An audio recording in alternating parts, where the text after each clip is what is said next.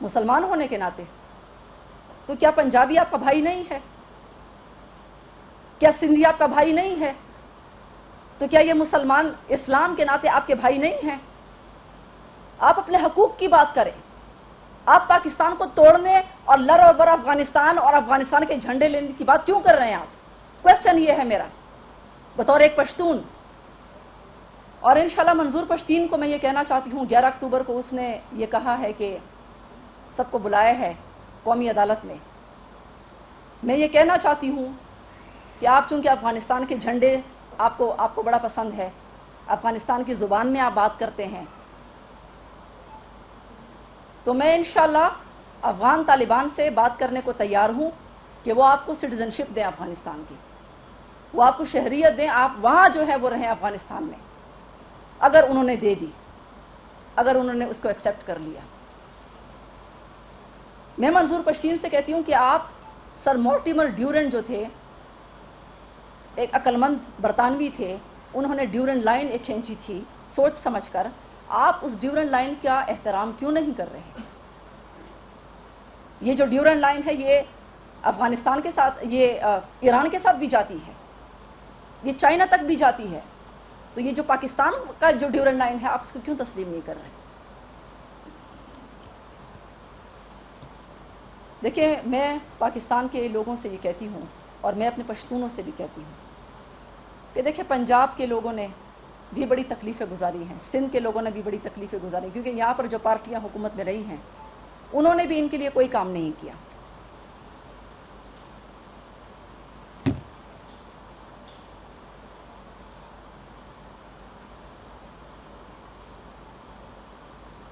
دیکھیے، پاکستان میں ہم جو ہیں وہ اسلام کے ناطے سے بھائی بھائی ہیں. یہ ملک اسلام کا قلعہ ہے، اس ملک پر دشمن کی نظریں ہیں، اور پاکستانی قوم کو جو خراب کیا ہے نا، وہ دجال کسے کہتے ہیں؟ دجال جو ہے وہ اس کی جو سمبل ہے وہ ایک آنکھ ہے، اور اس وقت پورے پاکستان میں آپ دجال کو دیکھیں، سوشل میڈیا کے ذریعے وہ لوگوں کے دماغ جو ہے اس کو قابو میں کر چکا ہے. وہ جس طرف عوام کو لے جانا چاہتا ہے وہ لے کر جا رہا ہے. اب آپ فوج کے خلاف جو پولیس کے دھرنے ہیں خیبر پختونخوا میں، اس کو آپ سوشل میڈیا پہ ذرا دیکھ لیں کہ اس کو کس طریقے سے اچھالا جا رہا ہے. فوج کے خلاف بات کرنے کو کس طرح ایک ٹرینڈ بنایا جا رہا ہے، فیشن بن گیا ہے. جو فوج کے خلاف بات کرتا ہے وہ بڑا بہادر ہے، وہ بڑا عقلمند ہے، وہ بڑا ہیرو ہے. یہ ایک ہوا دی جا رہی ہے لوگوں کو دجالی میڈیا کے ذریعے.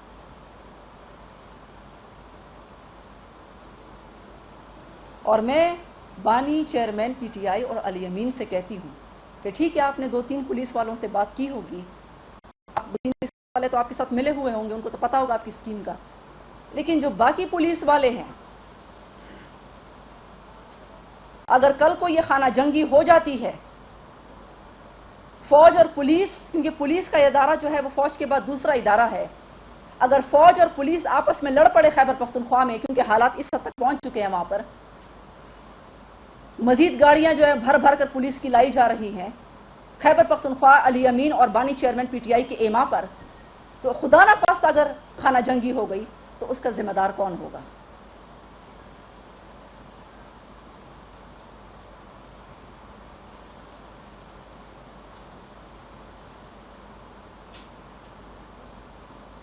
ویسے علی امین نے ایک اور بات بھی کہی خواتین کے بارے میں، یہ بھی میں آپ کو بتا دوں. کیونکہ انہوں نے شاید ایک سیاسی شخصیت کے بارے میں بات کی، میرا اس سیاسی شخصیت سے کوئی تعلق نہیں ہے جن خاتون کے بارے میں بات کی، ان کے بارے میں جن کے بارے میں بات کی، لیکن پاکستانی ویسے ان کی مینٹلٹی جو ہے، انہوں نے خواتین کے بارے میں جو بات کی، آپ کو اتنی تمیز ہونی چاہیے کہ آپ خاتون سے کیسے بات کریں، چاہے وہ کوئی بھی خاتون ہو.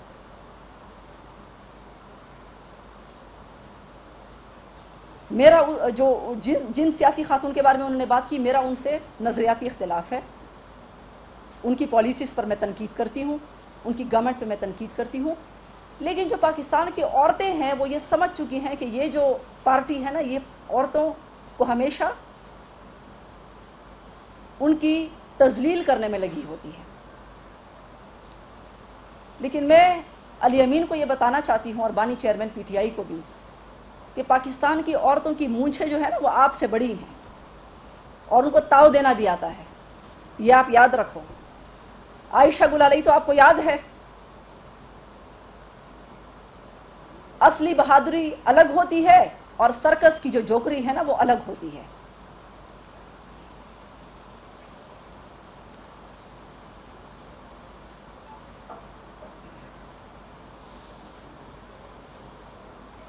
دیکھیں اس وقت جو صورتحال ہے خیبر پختونخوا میں دیکھ رہی ہوں, میں بلوچستان میں دیکھ رہی ہوں, یہ جو پاکستان کے لیڈرز ہیں, یہ جو شہباز شریف صاحب ہیں, یہ جو مریم نواز ہیں, یہ بلاول ہیں اور علی امین ہے, ہونا تو یہ چاہیے تھا کہ یہ دھرنوں میں موجود ہوتے, عوام کے ساتھ ہوتے, کبھی تو ان کے پاس جاتے, ان کی بات سنتے. ان میں سے کوئی بھی, میں تو سمجھتی ہوں کہ ان کو وکالت کے لائسنس دینے چاہیے, ان کو وکیل بننا چاہیے عدالت میں صرف باتیں کرنے کے لیے, یا کوئی اینکر پرسن ان کو ہونا چاہیے میڈیا پر, کیونکہ صرف زبانی تقریروں سے, تقریری زبانی مقابلوں سے, جھوٹ موٹ کے مقابلوں سے, کیونکہ پیسے کھانے میں تو سارے مصروف ہیں ماشاءاللہ, تو اس کی بجائے اگر آپ حقیقی طور پر گراؤنڈ میں آپ عوام کے ساتھ ہوتے تو پاکستانی عوام کا یہ حال نہ ہوتا. پاکستانی عوام کو بھی ہوشیار ہونا چاہیے, ان کو بھی اسکور بورڈ بنانا چاہیے. 3 صوبوں میں حکومتیں ہیں, 4 صوبوں میں حکومتیں ہیں, سندھ میں کیا پرفارمنس ہے. اب مقابلہ کس چیز پہ ہونا چاہیے؟ مقابلہ یہ ہونا چاہیے, پاکستانی عوام یہ دیکھیں کہ آٹا کس نے سستا کیا, گھی کس نے سستا کیا, کرپشن کس نے کم کی, رشوت کس نے ختم کی, بجلی کس نے بنائی, عوام کے ساتھ جو ہے اس کے غم میں کون موجود رہا. عوام کو اس پر سکورنگ کرنی چاہیے, نہ کہ جو ہے وہ بلائنڈلی آپ ان کے پیچھے جائیں اور ان کو لیڈر مانیں. یہ پاکستانی عوام کی بہت بڑی غلطی ہے. اچھا, میں یہودی لابی کی بات کر رہی تھی, تو یہودی لابی پاکستان میں کام کیسے کر رہی ہے؟ ایک تو یہ کہ دہشت گردوں کو جس طریقے سے خیبر پختونخوا میں بانی چیئرمین کے ذریعے لایا گیا.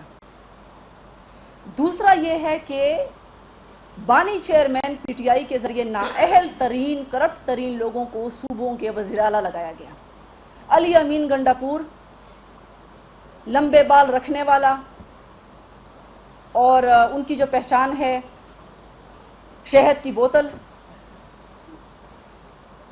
یعنی بانی چیئرمین کو کوئی قبائلی ایسا معزز شخص نہیں ملا, کوئی ایسا معزز سنجیدہ پی ٹی آئی میں کوئی بندہ ایسا نہیں ملا کہ جس کو وہ وزیر اعلیٰ بناتا. پھر وہاں پہ عثمان بزدار کو لگایا پنجاب میں, جو خود کہتا تھا کہ مجھے تو پتہ نہیں ہے کہ حکومت کیسے چلائی جاتی ہے. ہاں, کرپشن کے بڑے ریکارڈز توڑے گئے ذاتی فائدوں کے لیے.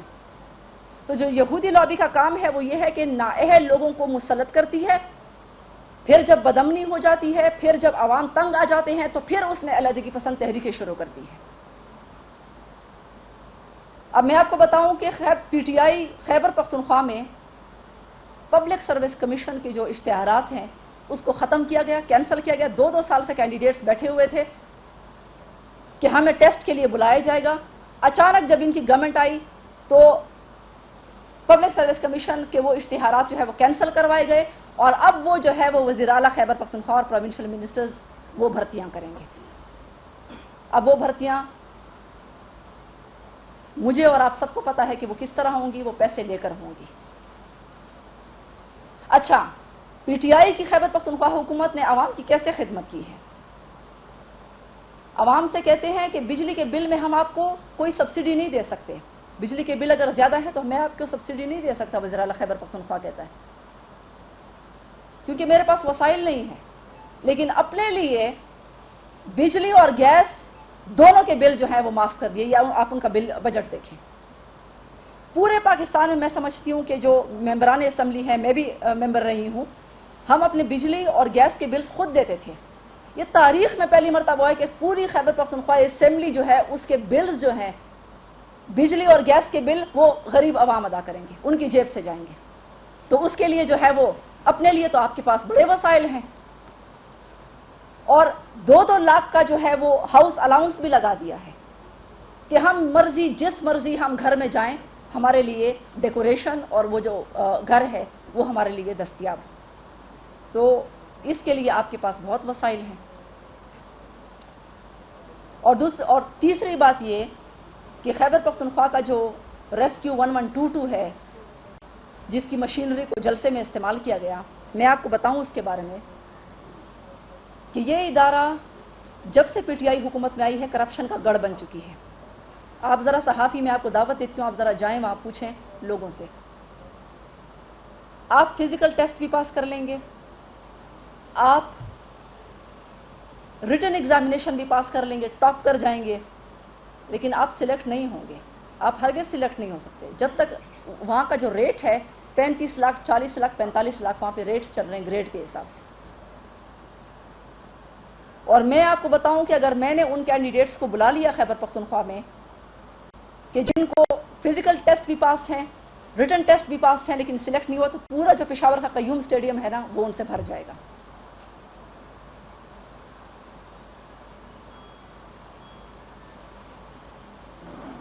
اچھا، میرا کوشچن یہ بھی ہے کہ جو جلسوں پر یہ اربوں روپے خرچ کرتے ہیں خیبر پختونخوا کے غریب عوام کے وسائل، اربوں روپے جلسوں پہ خرچ کرتے ہیں، کیا وہ پیسے جو ہیں وہ ہمارے قبائلیوں کو نہیں آپ دے سکتے؟ کیا خیبر پختونخوا کے جو جنگ زدہ تاجر ہیں ان کو آپ نہیں دے سکتے؟ ان کے نوجوانوں کو آپ روزگار کے لیے نہیں دے سکتے؟ میں خیبر پختونخوا کے جو تاجر ہیں میں ان سے کہتی ہوں، جن کے پلازاز ہیں بڑے بڑے بڑی بڑی مارکیٹیں ہیں، میں ان سے کہتی ہوں کہ آپ تو شاید سوئے ہوئے ہیں. آپ کو یہ جو یہودی لابی کا جو نیو ورلڈ آرڈر ہے جس میں نئے نقشے بنے ہوئے ہیں، دنیا نئے نقشوں میں تقسیم ہوگی، آپ کو شاید یہ معلوم نہیں ہے. اور گولڈ سمتھ خاندان کے بارے میں تو اسرائیلی اخبار نے بھی کہا ہے کہ عمران خان جو ہے وہ اسرائیل اور پاکستان کے درمیان بڑے اچھے تعلقات قائم کر سکتے ہیں. اور ان کے جو سیکرٹری جنرل ہیں رؤوف حسن، وہ ایک بھارتی صحافی کے ساتھ بات کرتے ہوئے جو ہے ان کا چیٹ جو ہے ان کے سامنے آئی ہے. اس کے علاوہ جو فورن فنڈنگ ہو رہی ہے. اور میں آپ کو بتاؤں کہ عمران خان تو اندر ہے جیل میں، یہ ان کا سوشل میڈیا کون چلا رہا ہے؟ اتنی جو فنڈنگ ہے سوشل میڈیا میں یہ کون کر رہا ہے؟ اور اس کو کوئی بند ہی نہیں کر سکتا. یہ کون کر رہا ہے؟ یہ اسرائیلی اور بھارتی اکاؤنٹ سے ہو رہے ہیں. تو میں یہ کہہ رہی ہوں کہ پشاور خیبر پختونخوا کے سادہ لوہ لوگوں کو میں کہتی ہوں کہ ابھی بھی جاگ جاؤ. جو سمجھنے والے لوگ ہیں، شعور رکھنے والے لوگ ہیں، وہ سمجھتے ہیں کہ منظور پشتین بھی 11 اکتوبر کو جلسہ بلا رہا ہے. اس نے علی امین بھی وہی بات کر رہا ہے کہ پنجاب آؤں گا، بنگلہ دیش کو بھول جاؤ گے. پولیس کو بھی دھرنے پر بٹھایا ہوا ہے. دہشت گردوں کے قبضے میں پورا خیبر پختونخوا دے دیا ہے. بلوچستان میں بھی یہ ہو رہا ہے. تو میں خیبر پختونخوا کے لوگوں کو کہتی ہوں کہ آپ لبنان کی طرح بڑے جلد موٹر گولے جو ہیں وہ اپنے پلازوں میں دیکھیں گے.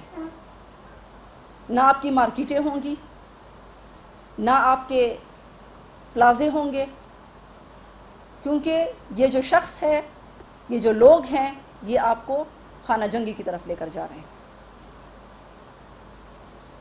آپ کیا سمجھتے ہیں؟ یہ جو آپ کو سبز باغ دکھا رہے ہیں، آپ کیا سمجھتے ہیں کہ اگر پختونستان کوئی الگ جگہ جو کہ کبھی بھی نہیں بنے گی انشاءاللہ، حب الوطن پاکستانی کبھی بھی اس کو نہیں بننے دیں گے. ہم پاکستان کے اندر رہ کر اپنے حقوق چھیننا جانتے ہیں. ہم کسی کے ایجنٹ نہیں ہیں. مجھے بھی بڑی آفرز آئیں، مجھے بڑی آفرز آئیں کہ آپ اس تحریک میں شامل ہو جائیں. بڑی این جی اوز اس میں کام کر رہی ہیں جو کہ باہر سے فنڈ ہوتا ہے. اور ایک دو این جی او کی جو خواتین ہیں وہ پاکستان سے بھاگ بھی گئیں جو منظور پشتین کو فنڈنگ کرتی تھی. تو میرے پاس بڑی فنڈنگ ہوتی ہے. آپ میرا نام دیکھ لیں سوشل میڈیا پر، آپ میری انٹرویو دیکھ لیں. ان کے انٹرویو، منظور پشتین کے انٹرویو کون کرتا ہے اور میرا انٹرویو کون کرتا ہے؟ اچھا، 60 ممالک میں میری تنظیم کا ہے. 60 ممالک میں آپ کی تنظیم کیسے کریں گے؟ کون فنڈ کر رہا ہے؟ پیسہ کون لگا رہا ہے؟ بڑی بڑی اسکرین میں لگاؤں گا ہر ضلع میں. یہ پیسہ کہاں سے آ رہا ہے؟ جھوٹ موٹ کے چندے جمع کر کے چھوٹا سا ڈبہ لے کے یہ اس سے لگیں گے اتنے بڑے بڑے اسکرین. یہ خرچ ہوں گے؟ اوپر اوپر آپ ڈرامے کر کے ہمدردی کی بات کرتے ہیں، اندر سے آپ کا ایجنڈا اور ہے۔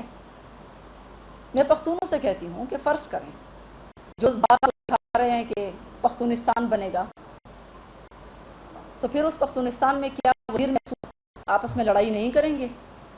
کیا محمد اور بجاوڑ کے لوگ آپس میں لڑائی نہیں کریں گے؟ کیا ہمارے پختون، کیونکہ ہمارے پختون پنجاب کے ساتھ وقت گزار کے کافی حد تک جو ہے وہ سویلائزڈ ہو چکے ہیں، کیا آپ کے ساتھ افغانستان کے پشتون جو ہیں، پہاڑی پشتون، وہ لڑائی نہیں کریں گے؟ کیا آپ خوش ہوں گے؟ کیا آپ امن سے رہیں گے؟ نہیں، بلکہ آپ 50 سال اور جنگ میں جائیں گے۔ یہ میں اپنے پشتونوں کو کہتی ہوں۔ اچھا